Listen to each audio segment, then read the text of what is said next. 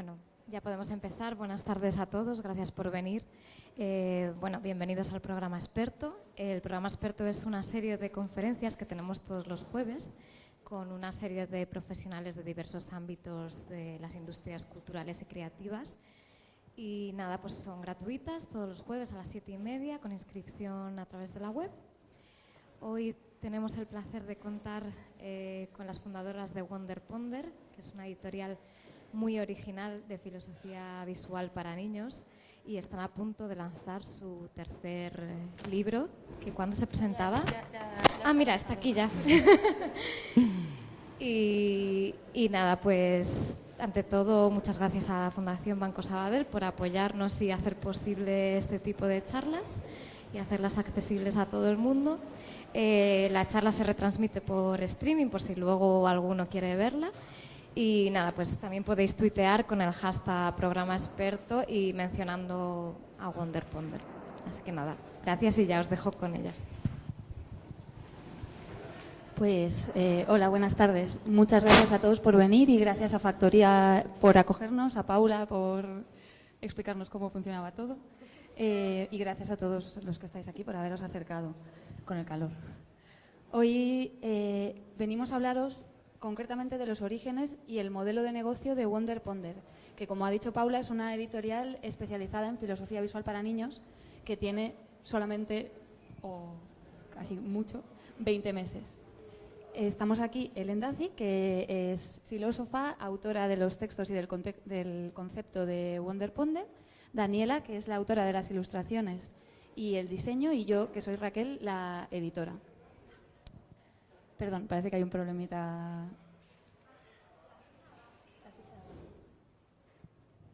Muy bien. Bueno, lo primero que tenemos que decir es que hemos disfrutado mucho preparando esta charla. Para nosotras ha sido una gran oportunidad para pararnos a reflexionar sobre qué hemos hecho bien, qué hemos hecho o qué no hemos hecho tan bien, y sobre por qué hemos tomado las decisiones que hemos tomado y por qué hemos decidido no hacer ciertas cosas. Al final, la conclusión a la que hemos llegado es que los signos de admiración del título que le hemos puesto a esta charla, que es "Estáis locas y qué bien os va", pues que ni estamos tan locas ni nos va tan rematadamente bien como a veces parece desde fuera.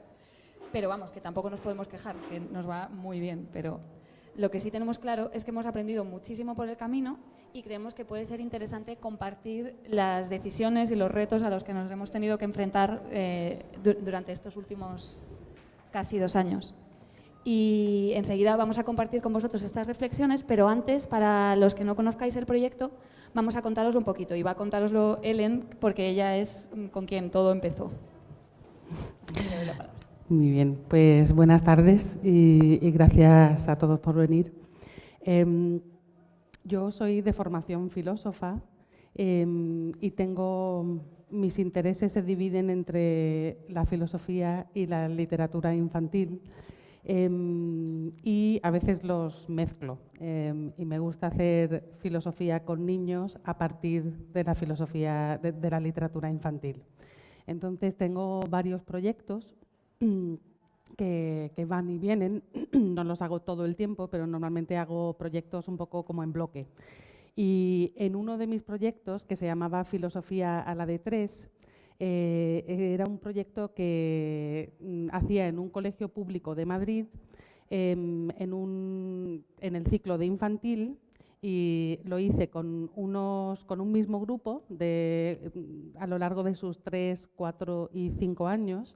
Y cada 2 semanas iba a la escuela y hacía con ellos una sesión de diálogo filosófico.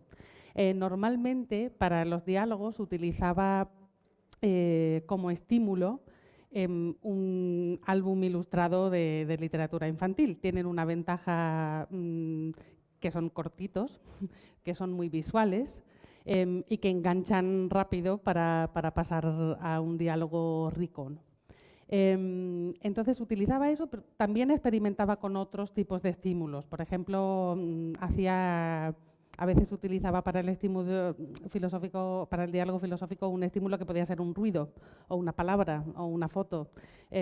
A veces les hacía meter la mano en un saquito donde no sabían qué había y tenían que adivinar qué era lo que había dentro. Y hablábamos de apariencia y realidad. O cogía un vaso y metíamos una pajita y veíamos cómo parecía que estaba doblada.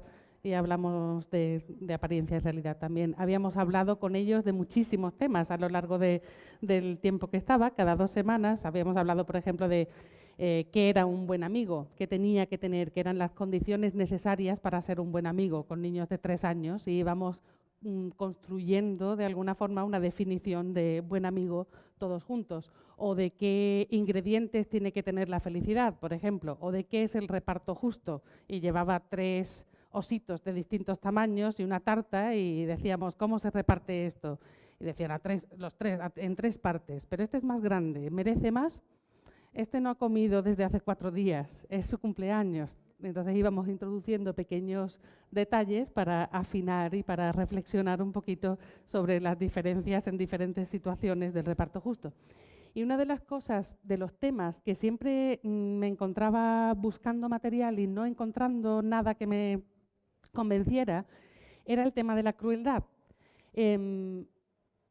Aparentemente escabroso, pero muy cercano a los niños de esa edad, como agresores, como víctimas y como testigos de pequeños actos, pequeños o grandes actos de crueldad. Es algo que muy pronto les interesa aprender a juzgar. Está bien, o sea, está bien eso, no está bien, qué es más cruel, qué es menos cruel, y empezar a valorar un poco qué es aceptable más o menos, qué no es aceptable de ninguna manera. Intentaba buscar pues álbumes ilustrados, por ejemplo, para utilizar, y ninguno me convencía, en el sentido de que cada un álbum en concreto cuenta una historia, cuenta una perspectiva.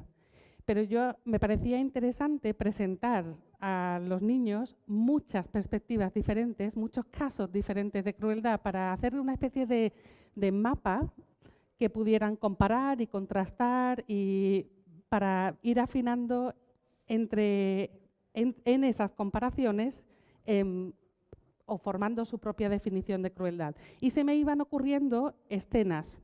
Entonces decía, pues yo quiero una niña matando a un bicho, ¿no? Es algo que todos hemos hecho y que desde luego todos los niños de 4 años normalmente han hecho. Quiero otra, matando a un bicho queriendo. Quiero otra escena donde alguien ha matado algo sin querer. Iba apuntando estas escenas en mi cabeza que para mí que necesitaba para esta sesión de crueldad.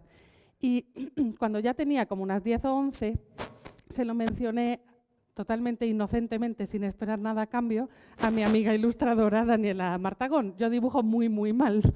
Y nada, pues se lo comenté una tarde-noche. A ella le ilusionó mucho la idea y dijo, mándame la lista de las escenas y te las hago. Y me las hizo en una sola noche. Se quedó toda la noche haciéndolas y a la mañana siguiente me las trajo. Y yo las llevé inmediatamente al aula, con los niños de 4 años tenían entonces, y cuando las utilicé supe inmediatamente que habíamos dado con algo que era especial lo que habíamos hecho, en el sentido de que el estímulo funcionaba con una inmediatez poco usual. Recuerdo que la primera escena, lo primero que enseñé era muy parecido a lo que ha terminado siendo el producto final, pero era como en cartones un poco más grandes, ¿no? Entonces yo simplemente hice así, con la niña matando la hormiga, inmediatamente empezaron a decir, ¿por qué está haciendo eso? ¿Qué está haciendo? Me parece mala. Mira, parece que lo está disfrutando, parece que le gusta. Y inmediatamente hubo unas reacciones muy, muy ricas, en el sentido de que conducían a un lugar muy interesante para un diálogo. Entonces volví, miré a Daniela y como que nos miramos un poco, le conté, y de alguna forma supongo que ahí pensamos que habíamos creado un producto, un poco sin quererlo. O sea, dijimos, esto no es solo para el aula, esto realmente se puede llevar más allá, se puede hacer en un soporte que lo disfruten más niños, no solo necesariamente en el aula, sino también a lo mejor en el hogar. Se lo enseñamos a Raquel, que es la editora, Y ella estuvo de acuerdo que quizás no habíamos creado un producto mainstream que iba a tener una popularidad tremenda, pero que desde luego que podía haber un nicho ahí, que era interesante lo que habíamos hecho, también desde un punto de vista de literatura infantil. Que en realidad lo que habíamos hecho, supongo, son unas mini narraciones. Es una escena narrativa con un antes, con un después, con un por qué habrá pasado eso. Son pequeñas historias, ¿no? Y para mí era como una forma muy económica, digamos, de mostrar 10 historias a niños de 3 o 4 años sin tener que someterle a la lectura de 10 álbumes, ¿no? Era rápido y era efectivo en ese sentido. Y muy pronto tomamos la decisión de editarlo y lo logramos un año después con la salida del primer título, que es ahí, ¿no? Mundo Cruel. Y lo editamos también en inglés con el título de Cruelty Bites en noviembre de 2014. Y aquí estamos hoy, 20 meses después del lanzamiento, con otros 2 títulos publicados, que son Yo Persona, que es una exploración sobre la identidad, sobre qué es ser persona y quién soy, quiénes somos, qué somos, qué es ser persona frente a ser robot, por ejemplo, qué es ser persona frente a ser un animal, qué es ser persona frente a ser un armario. Y el libro que acabamos de publicar ahora hace unas semanas, que es una invitación a reflexionar sobre la libertad y se llama Lo que tú quieras. Para situarnos y para entender un poco más en qué consiste el proyecto editorial de Wonder Ponder, voy a describir muy brevemente qué contienen nuestros libros, que alguna gente piensa que quizás no sean libros, son cajas con estas escenas sueltas, ¿no? En cada caja hay 14 escenas en torno a un tema. Las escenas proponen como una especie de mapa visual del tema y la idea es que detrás de las escenas hay muchas preguntas también, sin organizar, un poco que puedes coger la que tú quieras cuando lo estés leyendo. Y la idea es que al ir mirando las escenas y pensando sobre ellas y sobre las preguntas, se va generando también un mapa conceptual o filosófico, si queremos llamarlo. Cada caja tiene también 3 escenas en blanco para que los lectores completen el mapa, completen la reflexión y comprendan que nosotros no damos toda la reflexión, que es una reflexión colectiva y viva. Hay una tarjeta también de propuestas de uso en la que hacemos mucho hincapié en que cada uno debe usarla como un poco como le dé la gana. Es decir, damos propuestas, pero es como lánzate, haz lo que quieras un poco con el contenido, ponlo como un mural en tu casa, reparte una a tus vecinos, o sea, haz lo que quieras con la caja, pero úsala, ponla en acción. Y luego hay una pequeña tarjeta que sirve de guía filosófica, pero que va dirigida al niño, aunque ayuda al mediador. Para nosotros era muy, muy importante que todo el contenido en la caja hablara al niño, que el niño no dijera nunca esto para quién es, que todo fuera para el lector infantil, ¿no? Y todas las cajas tienen también un póster de regalo que juega y amplía el tema de la caja. Y básicamente esto es, tenemos 3 títulos en el mercado, tenemos un plan de hacer un total de 6, o sea que tenemos 3 más, estaríamos como en el ecuador del plan de momento. Y esta es la producción de Wonder Ponder hasta la fecha. Pero Wonder Ponder no es solo el proyecto editorial, es también un proyecto educativo en el que hacemos talleres con niños. Los talleres mismos alimentan muchísimo de nuestro trabajo, tanto antes como después. Después los probamos con niños, durante también los probamos con niños y vamos afinando también para ver si hemos acertado en la interpretación que nosotros hemos pensado que el niño va a tener, etc. O sea, es un proceso muy alimentado por los propios talleres. También es un proyecto de formación de adultos. Formamos a profesores, a psicólogos, hemos tenido ¿a qué? A bibliotecarios, pero también a ilustradores, a escritores, a usar en su trabajo el diálogo o la interlocución con los niños. No necesariamente filosófica, pero un diálogo rico y y lo interesante creo como en cierto sentido en igualdad de condiciones, donde cada uno pueda aprender del otro, el adulto del niño y el niño del adulto. Y también todas estas partes, digamos, se alimentan entre sí y también van creando nuevas oportunidades. Recientemente, hace como un mes, organizamos por primera vez una exposición de filosofía visual para niños, realmente basada en el contenido de nuestro tercer título, Lo que tú quieras,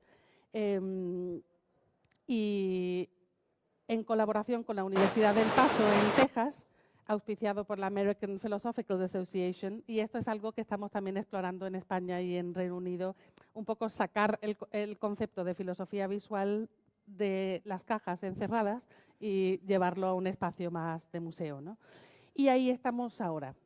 Pero nos apetece un poco compartir con vosotros, o sea, rebobinar un poquito y compartir el proceso de toma de decisiones de por qué lo hemos hecho como lo hemos hecho y por qué no lo hemos hecho de otras formas y cómo ha sido. Entonces, en marzo, o sea, rebobinando así desde que empezamos seriamente a decir vamos a hacer un proyecto editorial, que era marzo de 2014 o así, pensábamos que teníamos un posible producto y era un producto con una serie de características. Pues la primera... ¿Me oís con esto? ¿Sí? Sí. Bueno, la primera característica es que realmente pensábamos que era un producto bueno, en el sentido de que estaba comprobado, que funcionaba muy bien y refrendado por la experiencia en el aula que habían tenido Helen y Daniela. Y que sin mediación prácticamente pues provocaba, o sea, invitaba a hablar sin que uno tuviera que hacer mucho. Lo habían desarrollado profesionales de la escritura y de la filosofía con niños y del diseño y de la ilustración, lo cual quiere decir que editorialmente, o sea, desde un punto de vista de un producto para ser publicado y que salga al mundo, no era amateur, era profesional.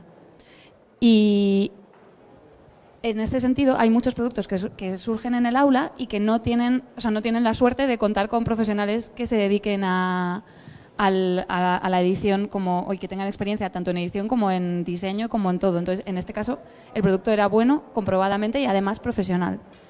Y además, si quieres explicar por qué es un producto diferente. Bueno, sigo yo. Bueno, también era un producto diferente porque en el momento en el que lo sacamos no había nada igual, desde el punto de vista del formato, que está en caja, desde el tema, que el primer tema fue el de la crueldad, que no es un tema muy habitual en literatura infantil, también por la estética, que nos han dicho en algunas reseñas que es un poco punk, para nuestra alegría. Además, por el tono y porque, digamos, no sigue ciertas convenciones que se utilizan en la ilustración dirigida a niños, como que los niños siempre tienen que estar sonrientes y tal, o siempre tienen que tener una cosa que a Daniela le espanta, que es como coloretes. Y luego también por el uso del humor en un tema tan delicado como es la crueldad. O sea, un poco ahí era también diferente. También pensábamos que era innovador, porque hace un uso novedoso de la imagen o de lo visual, en el sentido de que usa la imagen para provocar reflexión y para provocar preguntas y no para provocar una determinada respuesta, que es un poco lo habitual. Además, también es innovador porque, como ha dicho Helen, dentro de cada libro o caja hay tarjetas para que uno complete con sus propias escenas y preguntas el contenido y que el lector sea completador de conocimientos. Y además rompe jerarquías, porque con la idea de no poner nada dirigido a los mediadores ni a los adultos exclusivamente, estamos también invitando al adulto a que juegue y participe y se baje un poquito de su nivel de autoridad un poquito no, completamente, para jugar con el niño. Y por último, no sé si estáis al tanto de que existe, para mí fue una novedad cuando conocí a Helen, la filosofía con niños como un grupo de personas que llevan haciéndolo desde los años 70 de una forma académica y seria y oficial, pues dentro de este mundo también es innovador, por razones que ahora no nos vamos a poner a explicar porque no acabaríamos. También teníamos claro que era atractivo, porque nos lo había dicho así todo el mundo y porque enseguida la vista se iba al tipo de imágenes que hace Daniela. Lo de atractivo también fue algo que probamos mucho. De hecho, íbamos ahí subrepticiamente a ver nuestros libros en diferentes medios, a ver a dónde se nos iban los ojos y a quién podía interesarle. Que en este mercado es muy normal intentar ir a un público específico para que lo compre, ¿no? Como, esto es para niños de 1 a 3, porque entonces, o sea, como que se quiere buscar una forma dirigida a un público de una edad.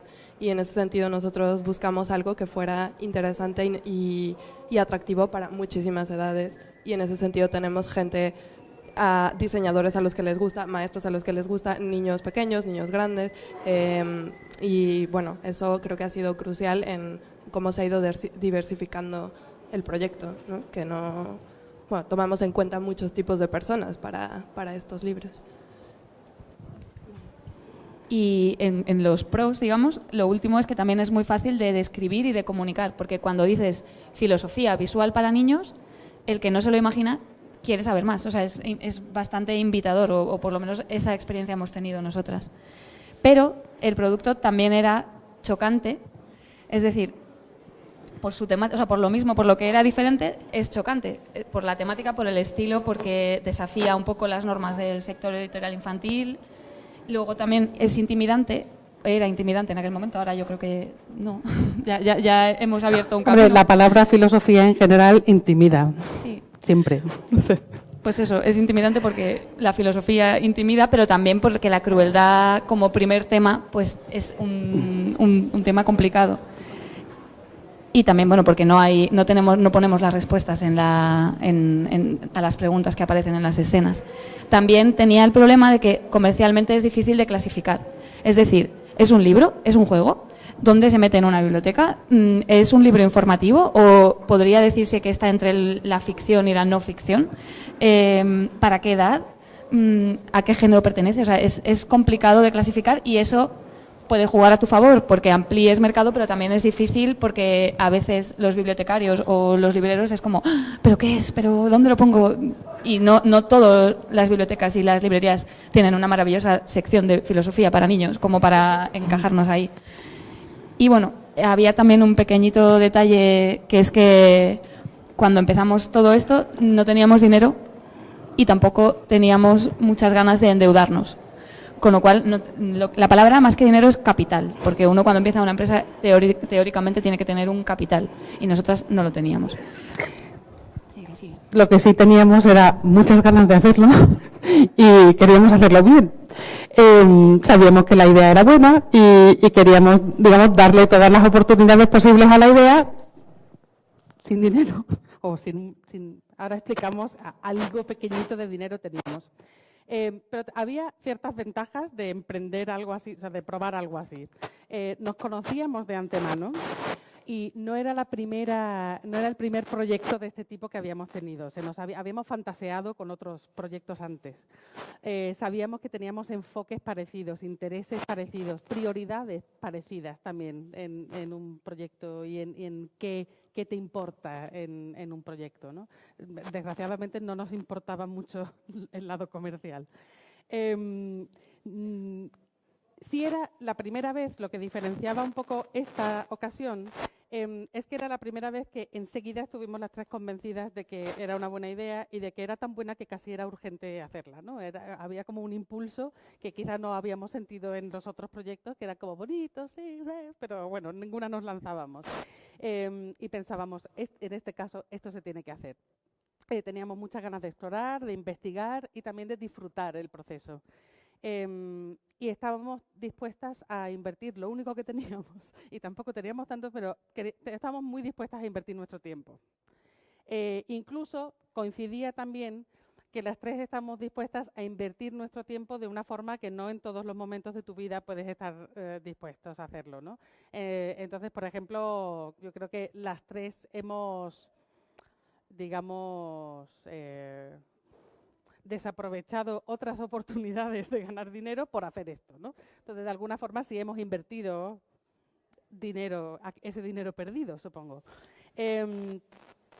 Teníamos tiempo y también tenemos un poquito, muy poquito, de dinero cada una.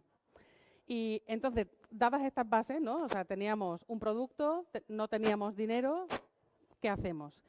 qué hacer con nuestro producto. La primera opción hubiera sido lo más fácil y lo más barato, ¿no?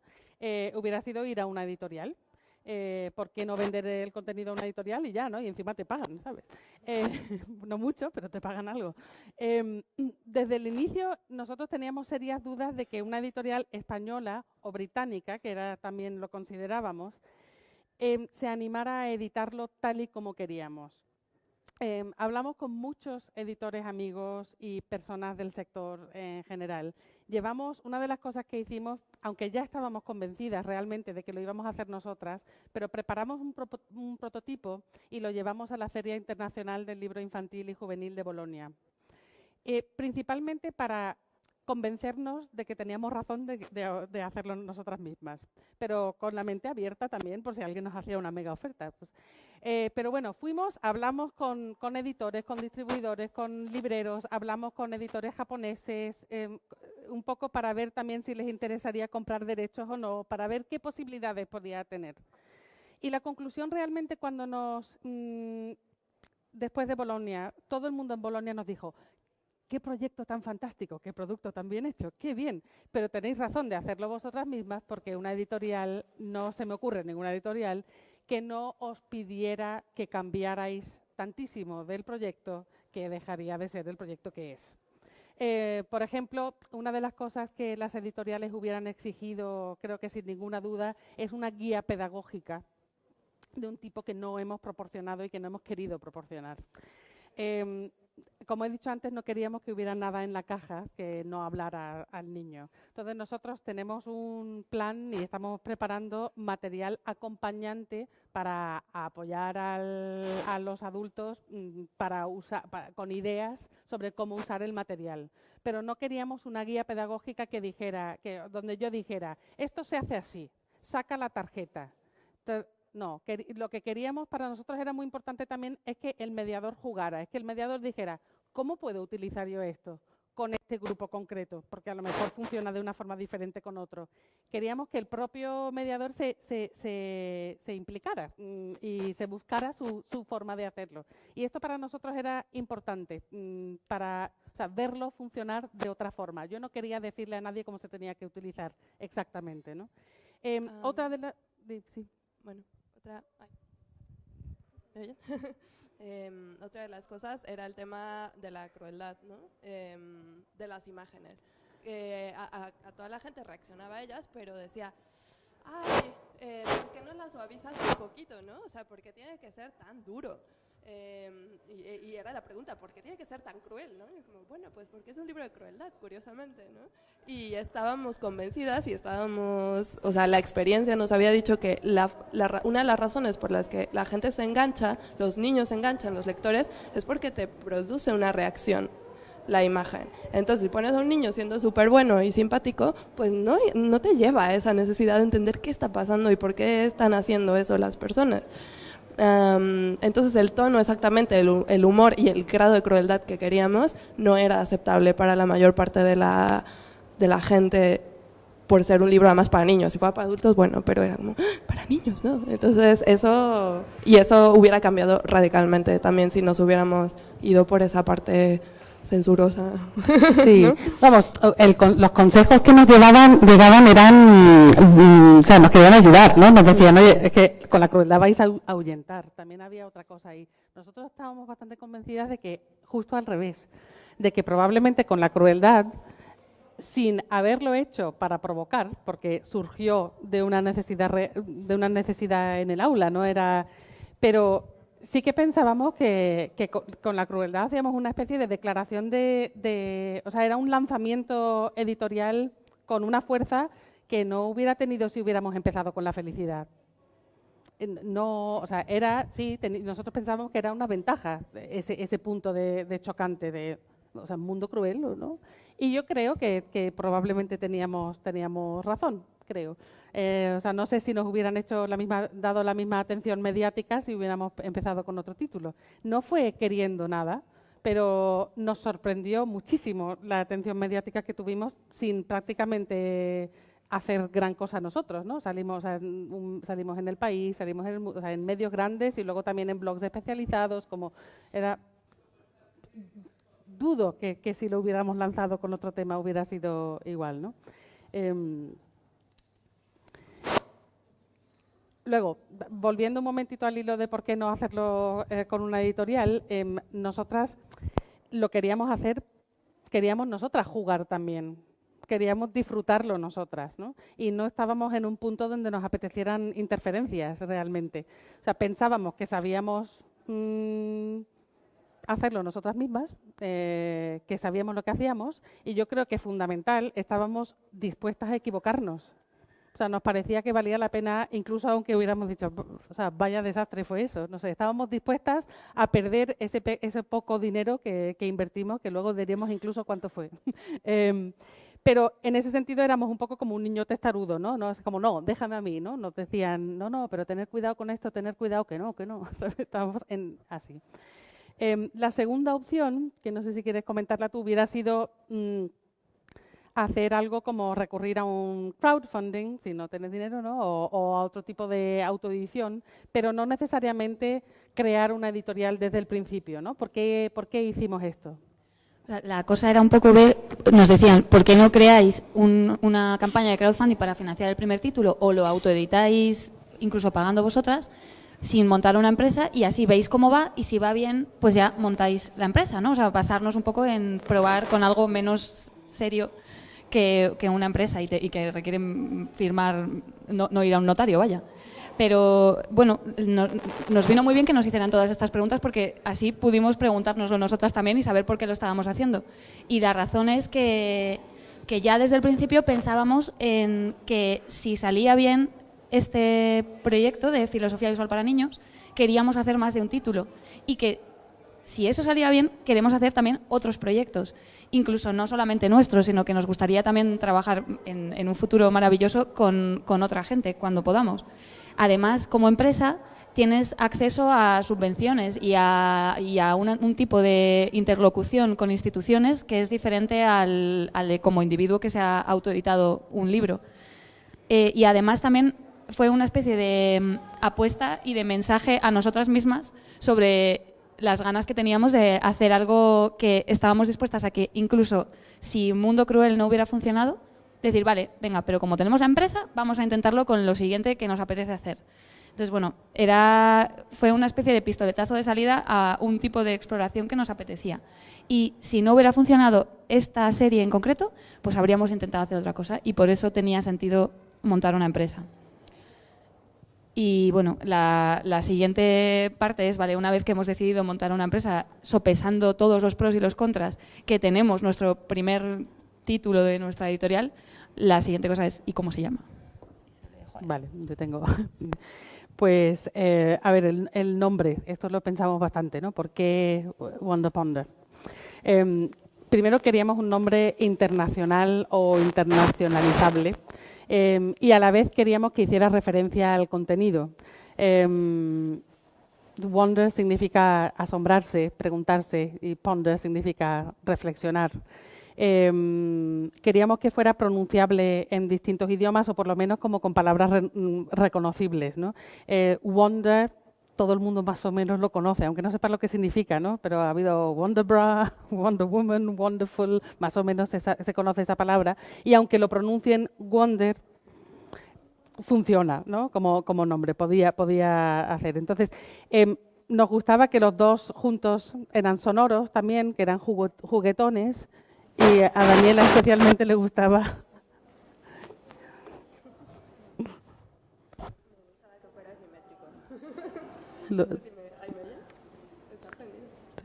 Bueno, pues eso. Que te gustaba que fuera simétrico, ¿no? Sí, es algo que lo ves y se te queda de alguna forma, que es lo que debe ser igual. Y bueno, estamos contentas con el nombre, a pesar de que mucha gente insista en llamarnos Wonder Power, pero el error nos empodera.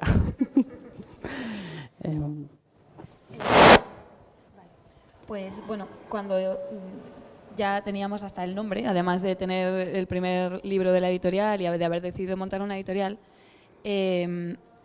ahora sí, muchas personas nos dieron muchos consejos que de verdad agradecimos muchísimo porque te hace reflexionar y te hace dar los pasos con fundamento. Y entonces queríamos compartir una serie de preguntas que nos hicieron y que, o sea, de consejos que desoímos, pero que fueron muy importantes y que nos ayudaron a tomar unas decisiones con las que estamos muy contentas. La primera es por qué hicimos una caja y no un libro. Es decir, por qué tiene este formato y no es un libro tradicional, que si quieres explícalo tú o explícalo tú, vamos. Bueno, es una caja y no un libro. Pues nuevamente esto viene de la experiencia en clase y es que es fantástico tener una cosa que puedes ver, que tiene el misterio de dar la vuelta y que puedes pasar en un grupo. Puedes jugar más con ello, ¿no? Es un formato además que necesariamente te invita a tocar y a dar la vuelta. Y incluso cuando todavía no sabes muy bien de qué va, tú dejas las cartas y ¿sabes? O sea, es algo que nos interesa, la relación, pues sí, como física con el objeto.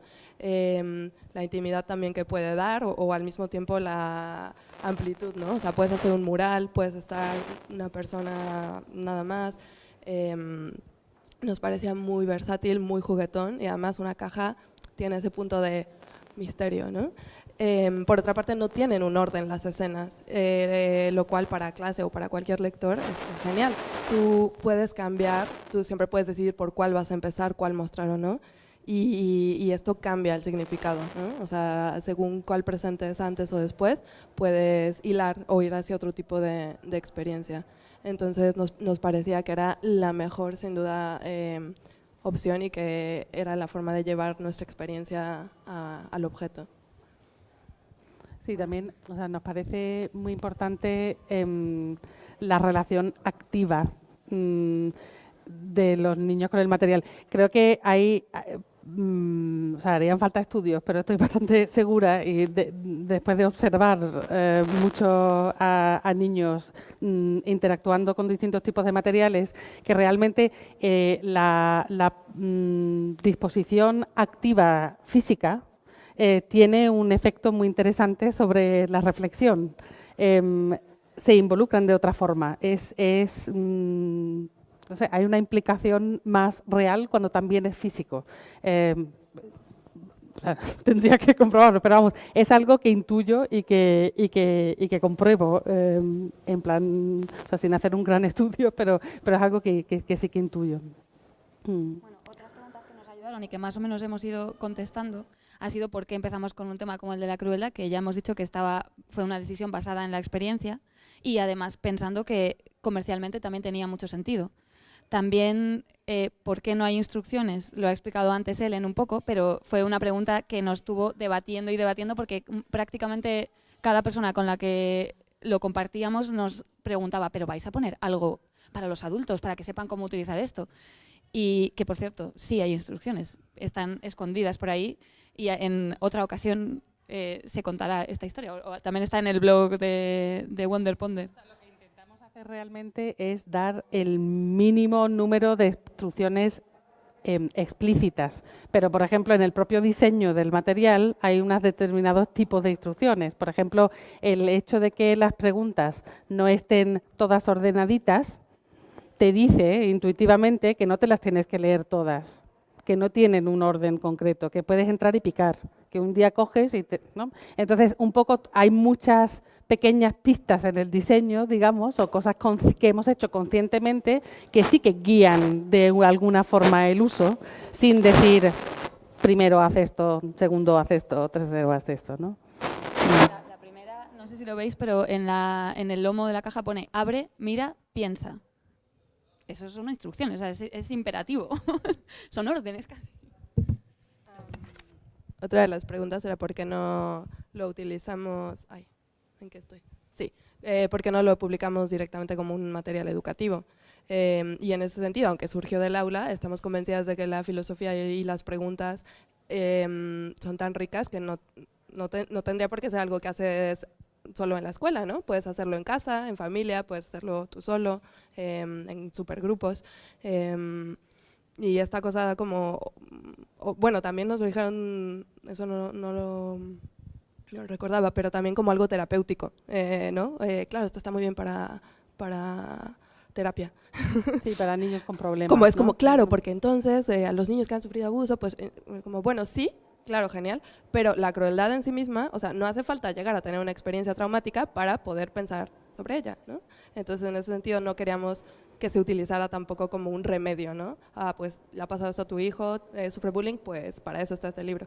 También, pero queríamos que fuera interesante por sí mismo, no que fuera como algo que recetas para un cierto tipo de uso, ¿no? Que eso se hace mucho ahora, que es la prescripción. También comercialmente hay un motivo, creo, importante por el que no queríamos hacerlo como material educativo, ¿no? Si tú intentas o logras meter algo en el canal de literatura, siempre se puede pasar al educativo. Si lo editas como material educativo, nunca se va a pasar al literario. No va a pasar, ¿no? Entonces queríamos llegar al máximo. Además, también lo concebíamos como literatura, lo concebíamos como algo narrativo y como con una relación entre algo narrativo y educativo, ¿no? En ese sentido. Bueno, la de no utilizar la palabra filosofía, bueno, es simplemente por lo que hemos dicho antes, que intimida un poco, pero para nosotras era un poco al revés, ¿no? Que filosofía también abre muchos significados y muchas posibilidades.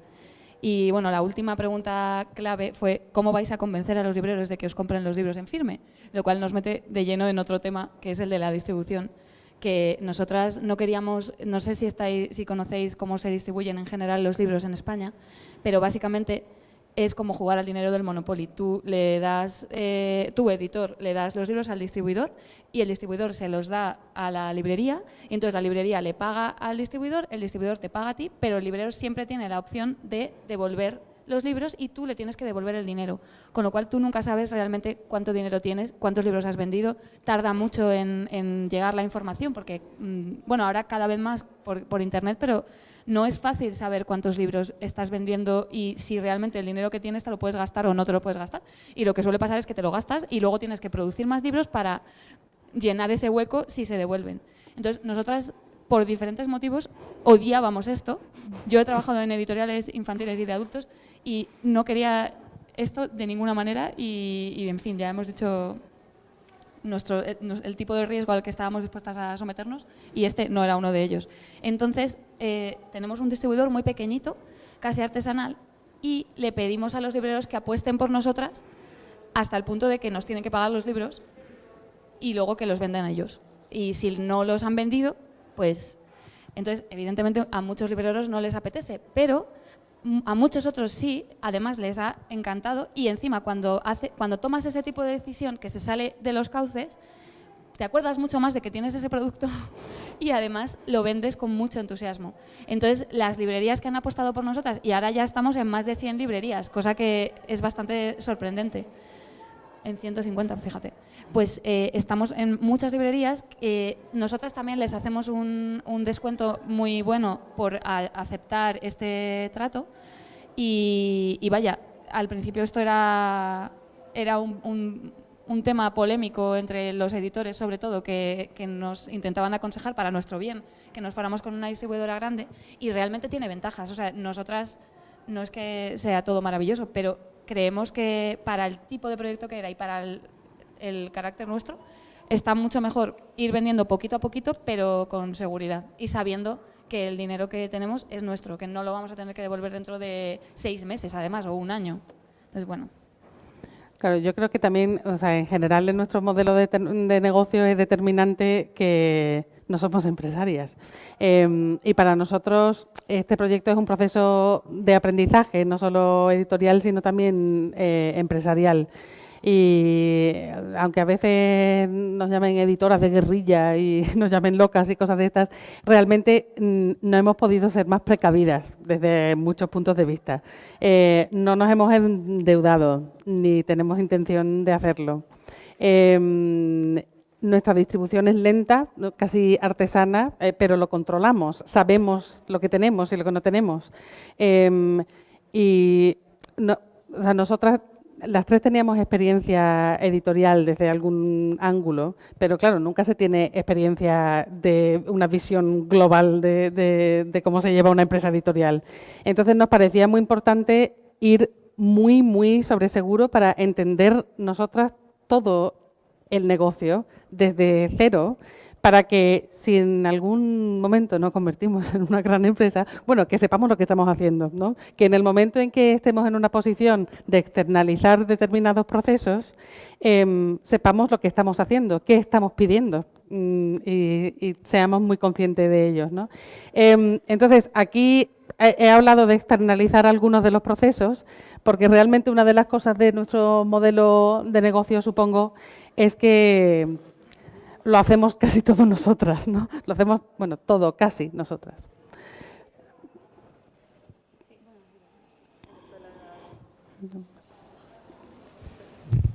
Excepto las 3 cositas que están hasta abajo. Todo y cada una de las cosas sale de nosotras y también es por lo que lo podemos hacer. Tenemos suerte, no sé si fue coincidencia, de que tuviéramos capacidades tan diversas, porque si no, no tendríamos probablemente el dinero para estar pagándole a tanta gente a hacer todo esto y como lo queremos nosotras. Entonces, en ese sentido, tenemos muchos recursos y flexibilidad y solo nos explotamos a nosotras mismas.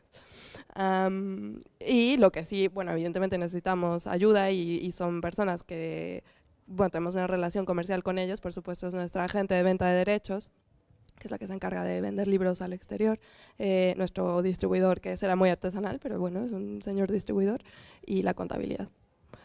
¿No?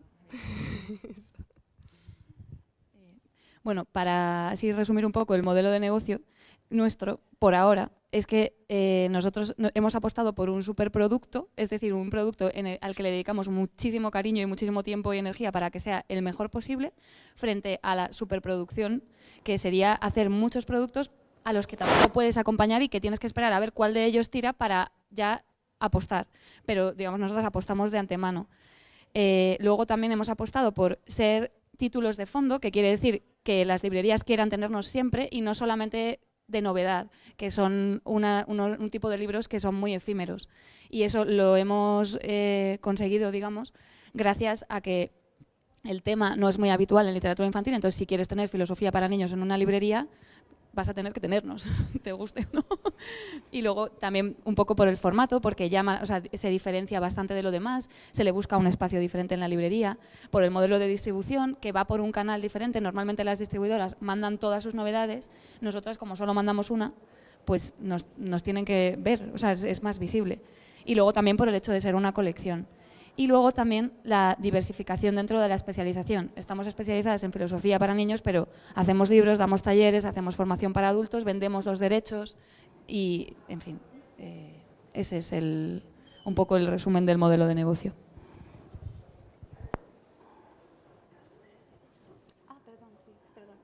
Que en la venta de derechos,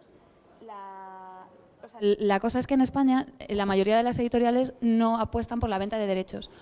España es el país, o sea, de los países que más derechos compran y el porcentaje de títulos que hay en el mercado de producción extranjera que se han comprado los derechos y traducido es muy grande, es más del 40%. Y también se exportan libros, se exportan ejemplares de títulos en español a Latinoamérica, pero nadie o muy poca gente vende derechos. Y nosotras dijimos, mira… Especialmente en infantil. Especialmente, o sea, más aún en infantil. Pero vimos ahí que había un hueco más para la especialización que tenemos.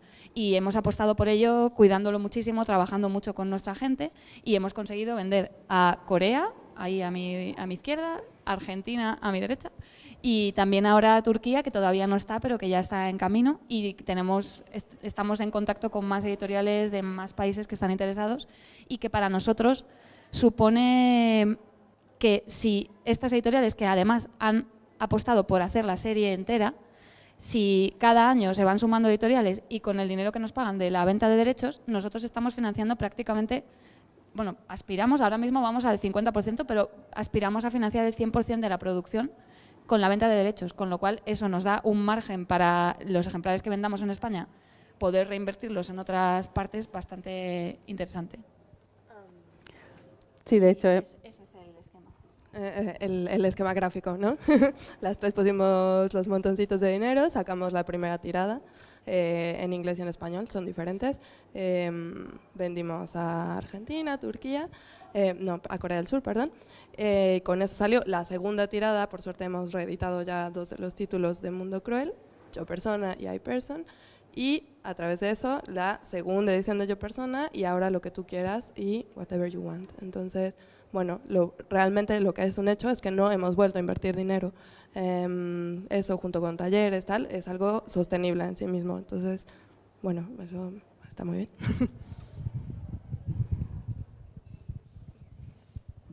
Yo tengo... Vale. Entonces, bueno, así vamos poquito a poquito, un poco estilo guerrilla, con la vista puesta como al medio plazo, pero yo creo que una cosa importante de lo que hacemos y de cómo lo hacemos es que nos intentamos asegurar de que cada cosa que hacemos, cada uno de los títulos, valga la pena en sí y tenga sentido de por sí. Y que si algo pasa, por ejemplo, no sé, que una de nosotros no puede dedicarse a esto por X motivo, valdrá la pena lo que hemos hecho hasta ahora, ¿no? O sea, estamos muy conscientes también del presente, estamos conscientes del medio plazo, pero disfrutamos el presente e intentamos valorar todo. No es como cuando pase esto habremos tenido un éxito. No, el primer título estábamos muy contentas con él, ¿sabes? Si no hubiera llegado al segundo, pues no hubiera llegado. Llegó. Pues genial, vamos a por el tercero, pero poco a poco, y lo vamos haciendo así. Entonces, ahora ya no nos dicen que estamos locas, nos dicen qué bien os va. Y desde luego parece que estamos haciendo algunas cosas bien desde el punto de vista de la impresión que damos desde fuera, ¿no? En cierto sentido, evidentemente en 20 meses sentimos que hemos hecho mucho y que sí que nos va muy bien, ¿no? Pero aún así es algo, a ver, sin capital para empezar, no se puede hacer gran cosa en 20 meses, ¿no? Pero creemos que lo que hemos hecho es bastante, o sea, no pensábamos que iba a ser así. O sea, realmente nos ha sorprendido lo bien que ha ido en ese sentido, que ha ido aumentando la sostenibilidad del proyecto en pequeños escalones, pero bueno, vemos como un posible camino de, ¿sabes? A lo mejor en algún momento empezamos a que sea un proyecto rentable, de verdad, ¿no? Rentable con R mayúscula. Preparando esta charla un poco, hemos estado pensando en qué bien nos va y en qué hemos hecho bien en ese sentido, porque algo sí parece que hemos hecho bien, ¿no? Y yo creo que una de las cosas que ahora habla todo el mundo de storytelling y de contar lo que uno hace y de cómo lo cuenta, para nosotros eso ha sido siempre un proceso muy importante. Nos ha apetecido desde el principio compartir muchísimo del proceso y de por qué lo hacemos y de cómo lo hacemos. Hasta detalles, yo creo que la mayoría de la gente no comparte, o sea, como intimidades, ¿no? Empresariales que nos gusta compartir. O nos gusta, por ejemplo, compartir las distintas portadas que probamos para lo que tú quieras antes de llegar a esa. Nos gusta compartir mucho los contenidos y nuestra ilusión realmente de lo que estamos haciendo. Y ese proceso de compartir, por un lado, engancha a la gente que está afuera, en las redes sociales especialmente, y por otro lado a nosotros también nos obliga a hacer una autorreflexión constante casi, ¿no? Y a justificar y a razonar los pasos que estamos dando, porque en el momento en que lo cuentas también te das cuenta, ¿no? Y bueno, tener que un poco que justificarnos a nosotros mismos lo que estamos haciendo o cuestionarlo. Bueno, en ese sentido también, antes de que existiéramos, afortunadamente ya estaba Ellen con su trabajo maravilloso de su blog de Lo Leemos Así y de Filosofía a la de 3. Entonces también ya había un tejido. O sea, la verdad es que no empezamos de cero. No solo porque ya teníamos algo de trabajo cada una en su ámbito, pero Ellen ya había establecido una muy buena red internacional de personas que hacían filosofía con niños, ¿no? O blogs sobre lectura. Al final esa comunidad pues está ahí, le interesan nuestros contenidos, nos compran no masivamente, pero tenemos algunas compras online que no veo por dónde podría llegar una compra de Australia si no fuera por el intercambio que tenemos con una iniciativa de filosofía en Melbourne, ¿no? ¿Dónde es? ¿En Sydney? No sé. Y así se va ampliando la red. Y, por ejemplo, la exposición del Paso salió así, de una conexión que tenía Ellen con Amy de la universidad. Coincidimos en México porque yo estaba ahí, hablando, le di el libro, qué interesante, oye, ¿por qué no hacemos algo? Y después, un año después, estábamos haciendo una exposición. Y es muy poderoso como eso surgió por la cantidad de cosas que comparte Ellen, por todo lo que escribimos, por todo lo que se ve.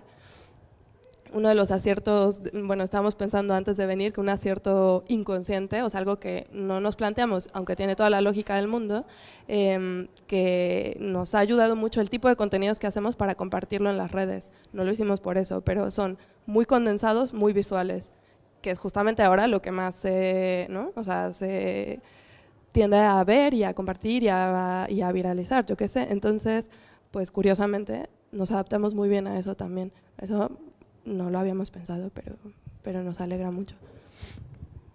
Y en ese sentido, que esto tampoco ha sido tanto por lo que hemos hecho bien nosotras, sino por cómo ha sido recibido, también por el tipo de cosa que es, hemos tenido mucha suerte en la acogida con prensa, porque no teníamos contactos ni nada y hemos salido en muchísimos medios. Como decía antes Ellen, nos han invitado a festivales, hemos tenido presencia en medios y en lugares que no hubiéramos imaginado en un principio y que les ha interesado mucho.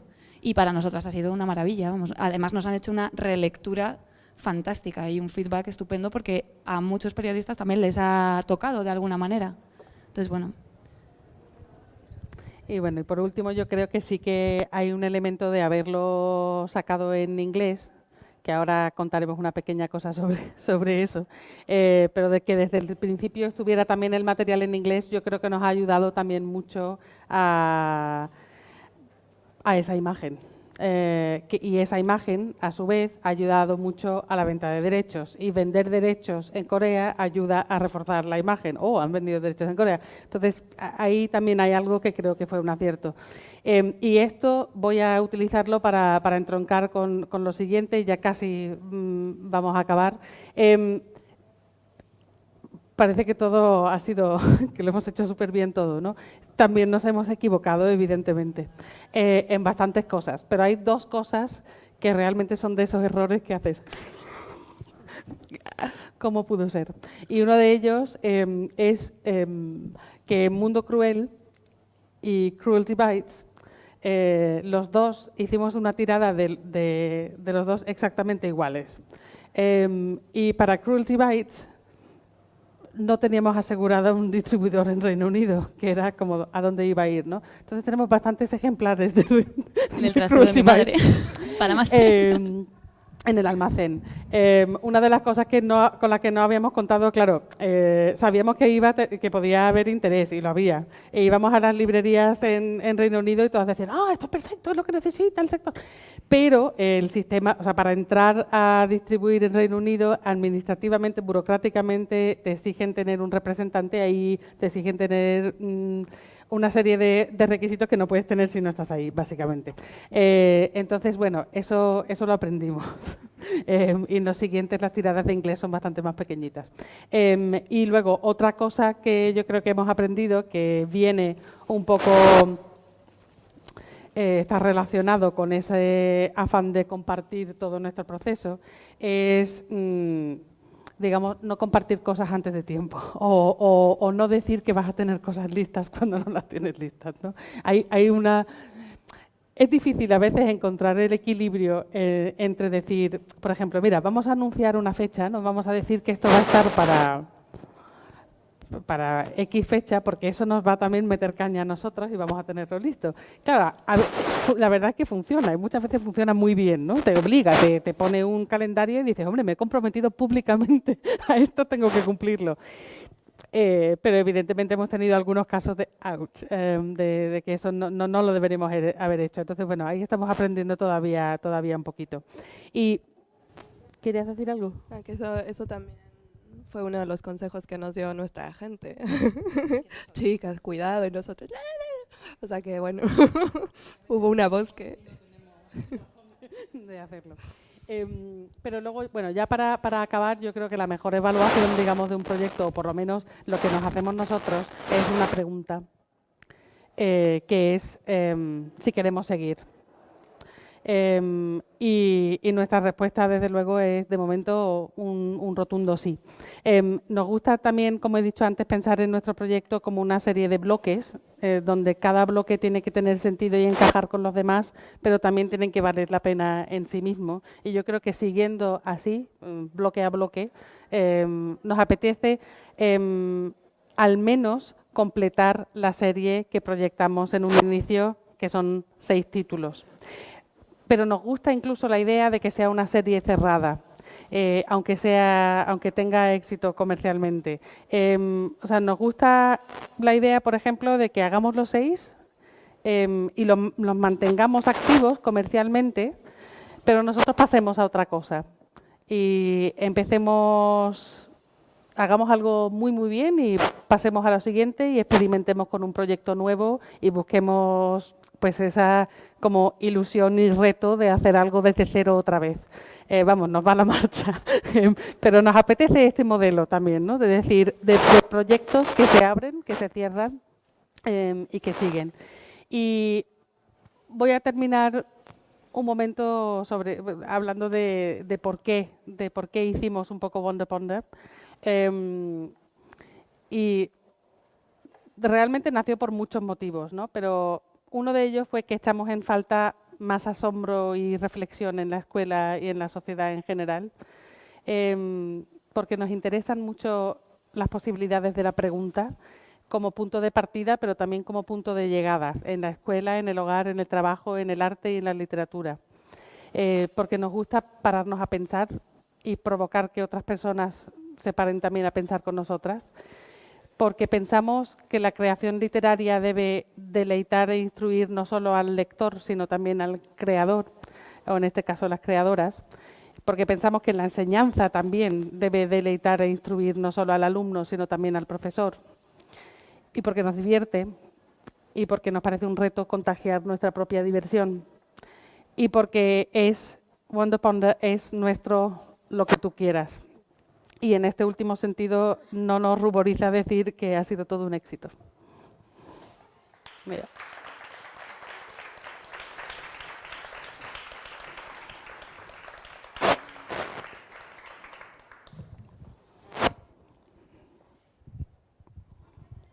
Ahora voy a pasar el micro a quien quiera hacer alguna pregunta a las fundadoras de Wonder Ponder. No sé si alguien quiere preguntar algo. Sí. Hola. Hola, os felicito por el proyecto. Quería preguntaros qué tirada habéis hecho y dónde habéis posicionado los libros, en librerías infantiles, en generalistas, y si lo presentáis también en los colegios. Hablo yo porque tengo... Pues empezamos con una tirada de 1000 ejemplares por cada título. Ahora en la última hemos hecho de 1200 porque la primera tirada de Mundo Cruel y de Yo Persona se agotaron muy rápido. Entonces las hemos vuelto a reimprimir con 1000 ejemplares más, pero lo que tú quieras ya hemos sacado 1200. Y luego la siguiente cosa era a dónde lo vendíamos. En literaturas infantiles, en especializadas, o sea, en generales que tengan sección infantil, porque si no, no tienen clientes. ¿Cómo? Y también precisamente el formato nos ha permitido posicionarlo también en jugueterías. O sea, no todas, pero hay tiendas que tienen como una especie de híbrido de juguetería y como tienda de objetos que les ha gustado mucho, y en las tiendas de los museos. Y no hemos hecho presentación en colegios así como tal. Lo que pasa es que le ha gustado mucho a los profesores, entonces sabemos que está en muchos colegios y también sí estamos haciendo actividades con colegios. Pero nosotras no hemos dado el paso, nosotras, de ir a colegios, digamos.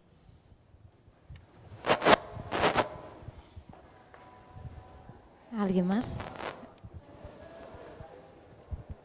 Hola, la comunicación con prensa, ¿cómo lo habéis hecho? Porque decíais que lo habéis hecho todo vosotras, no habéis contado con ninguna agencia ni nada. Pues no lo hemos hecho nosotras y digamos lo hemos hecho como con una lista de amigos generosos, nos han pasado algún contacto, pero realmente era bastante limitado lo que teníamos para empezar. O sea, para empezar, no sé cuántos contactos realmente de prensa teníamos, pero algo como 10. Lo que sí hemos hecho, que quizá yo creo que haya tenido... que haya ayudado. O sea, hemos sido muy, muy generosas con los ejemplares de promoción y se lo hemos enviado a todo Dios. O sea, hemos enviado a muchísima gente.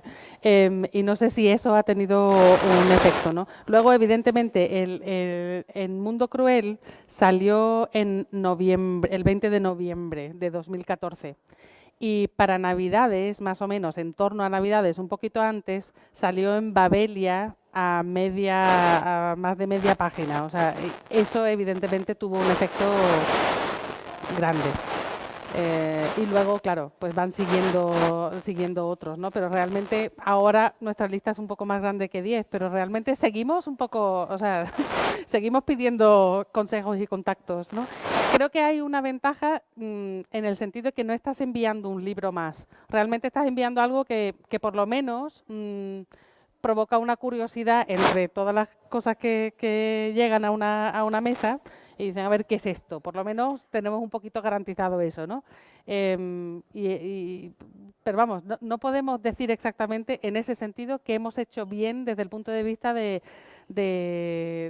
gestión de la prensa, ¿no?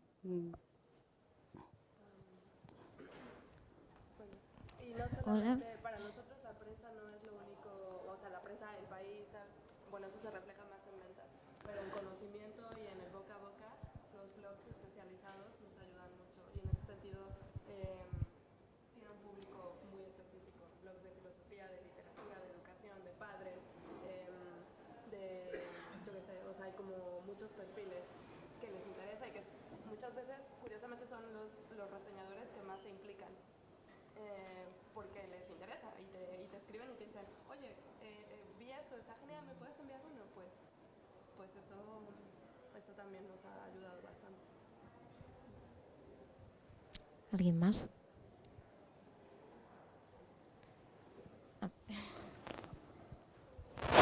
No sé si lo habréis dicho al principio, que llega un poco tarde, pero ¿cómo acabasteis trabajando juntas? O sea, ¿dónde os encontrasteis? Porque como son mundos tan diferentes, o sea, me pregunto cómo empezó todo. Pues nos conocimos a las tres tenemos en común que nos interesa mucho la literatura infantil.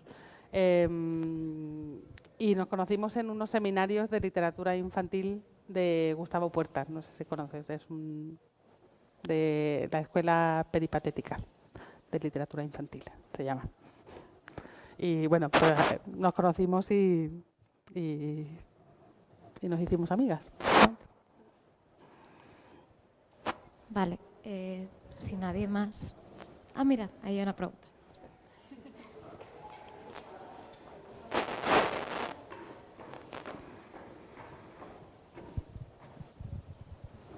Hola, es que venimos de China, entonces he visto su producto, más o menos son dibujos, ¿no?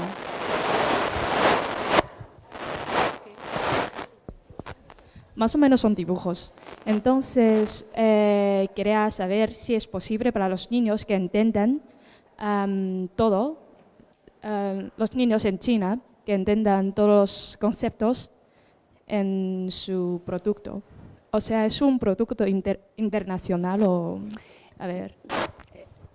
Mira, es un producto, o sea, la imagen, si lo pudieran comprender absolutamente y utilizar absolutamente, los niños chinos estaríamos muy contentas. Pero, a ver, o sea, la imagen sí, por sí sola, provoca diálogo, esa es la idea, eso es lo que intentamos hacer. A veces lo hacemos mejor que otras, hay imágenes que son perfectas y otras que cuestan un poco más. Pero realmente, como por detrás vienen todas las preguntas, sí, se tendrá que traducir. Pero, a ver, desde luego que se pueden utilizar, o sea, sí que son utilizables. Lo que pasa es que no es un producto internacional en ese sentido porque por detrás viene o en español o en inglés o en este caso está en coreano. Vale. Si os parece, os voy a proponer, como estamos teniendo algún problema con el altavoz, que hablemos, que sigamos la conversación con ellas allí al fondo y nada, pues muchas gracias por haber venido a todos. Ah, bueno, claro, por supuesto, podéis ver los vídeos, o sea, los libros y nada. Muy bien. Gracias. Muchas gracias.